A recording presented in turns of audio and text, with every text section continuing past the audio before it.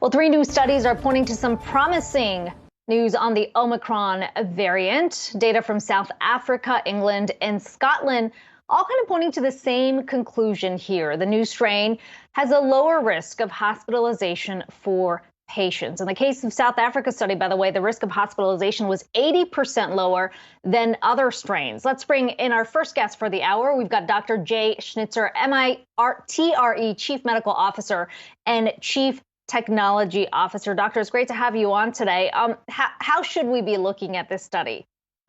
There's a tendency to look at the promising news and say, well, maybe this is, much ado about nothing, but we continue to see those case counts go up. How should we be processing the news?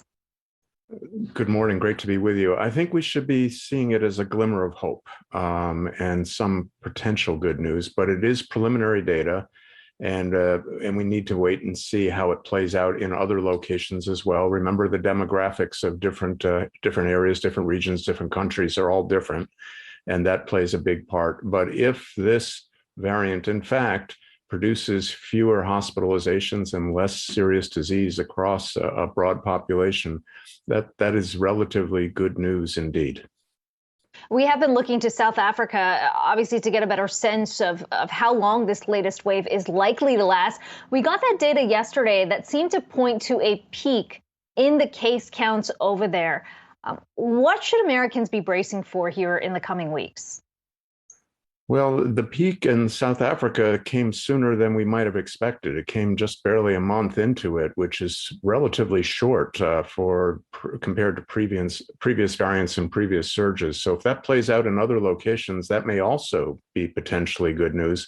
But it's very hard to say. Remember, South Africa has different vaccination rates, different average age, and different incidence of people in South Africa having been exposed to COVID before.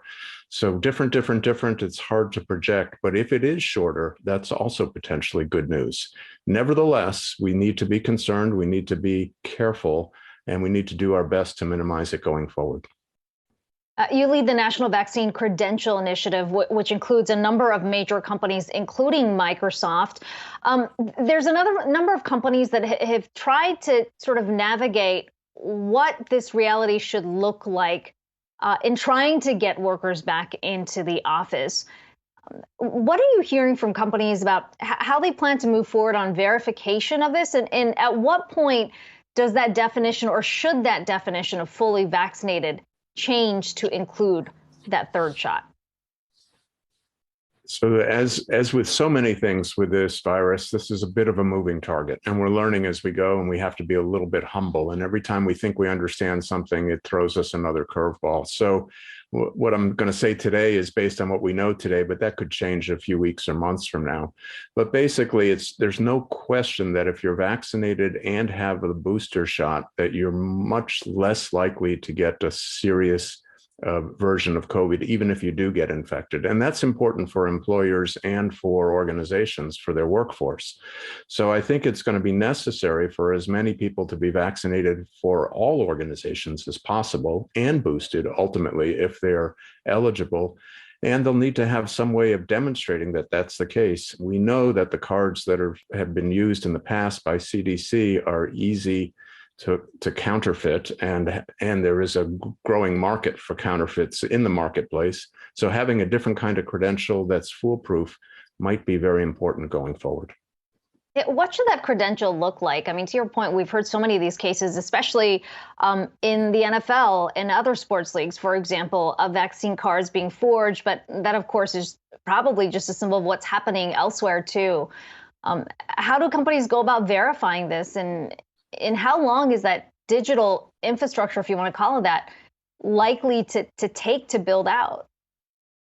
Well, it won't take much time to build out at all. It's already here. So the smart card based digital verification is real. It's in many states. It's in many organizations, and it's out there. So it's available, and it's just a question of adoption at this point going forward. And it is reliable, and it is exactly the kind of information that is needed going forward, which is completely under the individual's control. They can decide what goes into it and what doesn't, and whether they opt in or not. So it's completely up to the individual, and it's available today.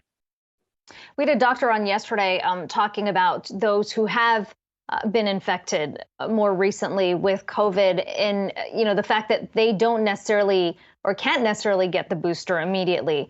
How do you think that should be resolved? Because if we're talking about full vaccination status, including that third shot, there are patients out there who can't go to get that third shot immediately. Well, I think you're exactly right. And I think the criteria needs to be that you should be boosted as soon as you are eligible. And there are lots of different reasons why someone might not be eligible right this minute, including it's been less than 6 months since their first two injections, or that they've had infection very recently, or they have some other circumstance in their life medically, which is interfering with their ability to get a booster at this point in time. So it's as soon as eligible needs to be the modifier on having the booster. And how should we be looking at, how this impacts kids? Obviously, there's still a very young group here that is not eligible for the vaccine. There's a lot of parents out there that are asking themselves, number one, what does that timeline look like? And number two, what activities are safe to take part in, especially around the holidays?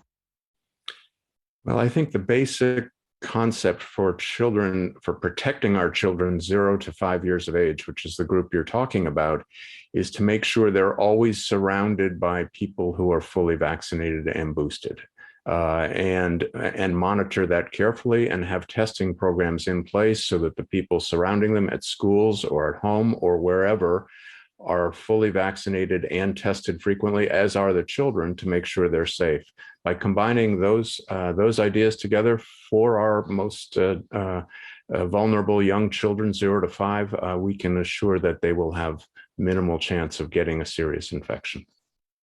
Dr. Jay Schnitzer, it's good to talk to you today. MITRE Chief Medical Officer and Chief Technology Officer.